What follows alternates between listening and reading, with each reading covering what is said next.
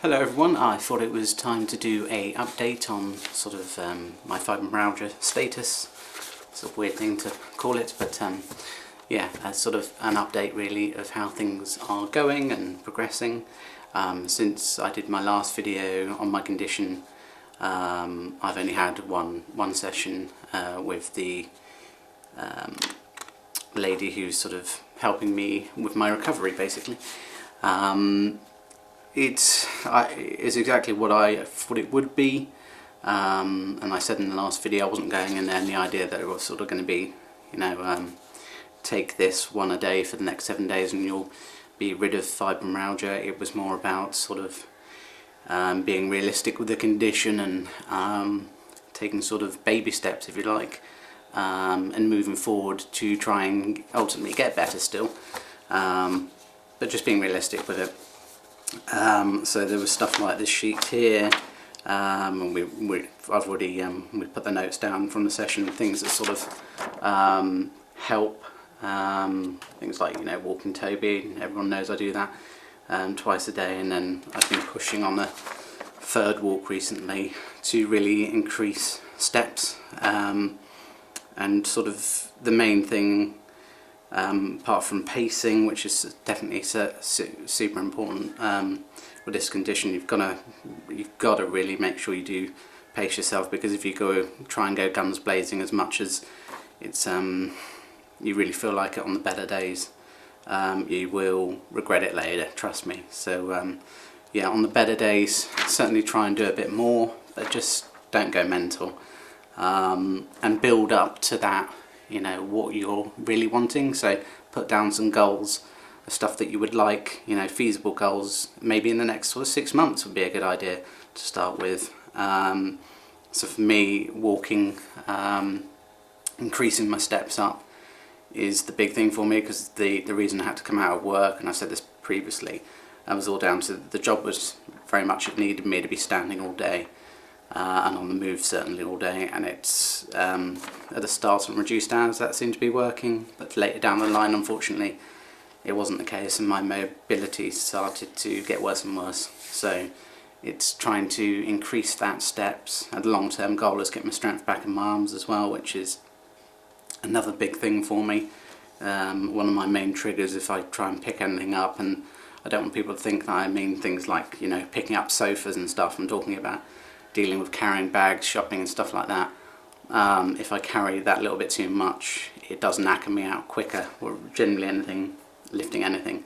And that's why with my move to do something that is my passion, i.e. photography and filmmaking in my case, I've started to do that again, but I started with the iPhone, I started with something small, and then I've built up to the handy cam sort of stuff. But still the bigger cameras I've got, I could take that out in the garden and film maybe 5-10 minutes with it, but then yeah, my back is feeling strained, it feels pulled, and it just, yeah, it tires me out. And indeed that actually happened the other day when I was trying to film the, what was it, moon, something was going on with the moon, harvester moon, though it didn't seem to happen here.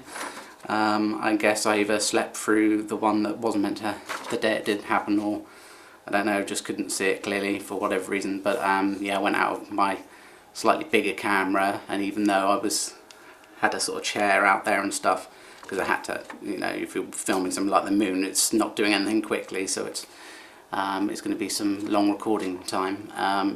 Even with having the chair out there, getting up and down and stuff, it really took its toll on me, and I sort of suffered the rest of that evening and a bit into the next day as well. So yeah, but you know, that was doing something I wanted to do, and that happened to be the kickback. That's how this thing goes, you know, you're not always going to gauge very well what you can do and what you can't do, especially in the early days with this condition. So just be super vigilant really about that. Sorry, I'm a bit kind of waffling here trying to go through bits and pieces. But yeah, no, it was basically about the recovery process. I'll show you this one. This is the information they give out really for ME, but that's because the ME crossover to fibromyalgia is very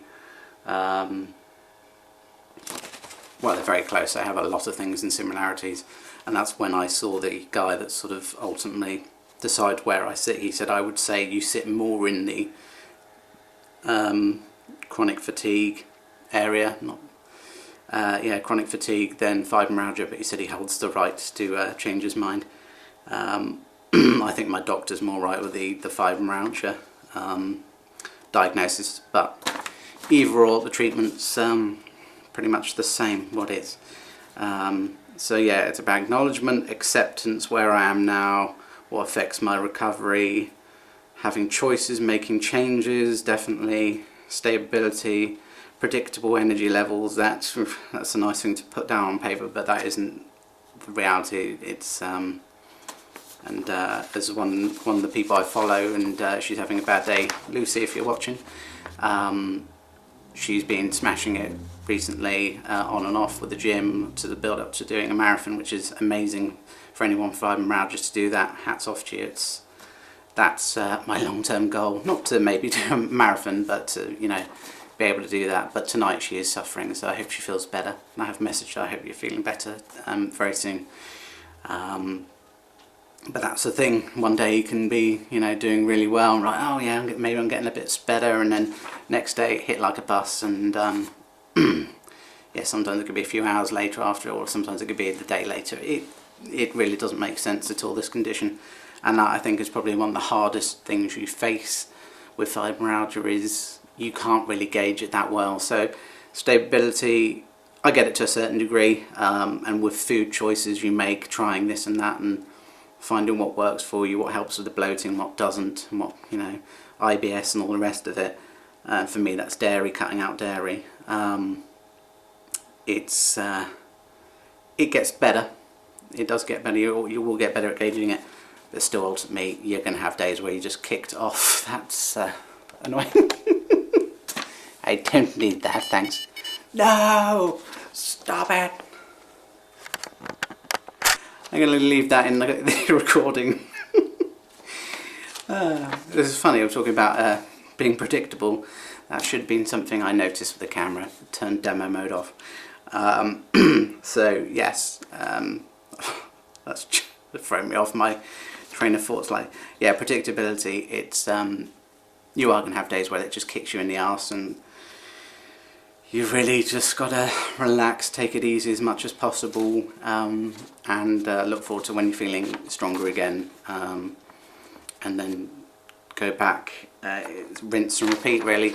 But yeah, for me, long-term goal would be being able to walk longer again, because I love going out. I've always loved going out for long walks, and that's something I did a lot of, especially before I was ill. I was very focused on my fitness and everything, and I had a personal trainer and everything, and I was doing it so well, and to be sort of hit on and off with this sort of bug thing until it ultimately led to what it did.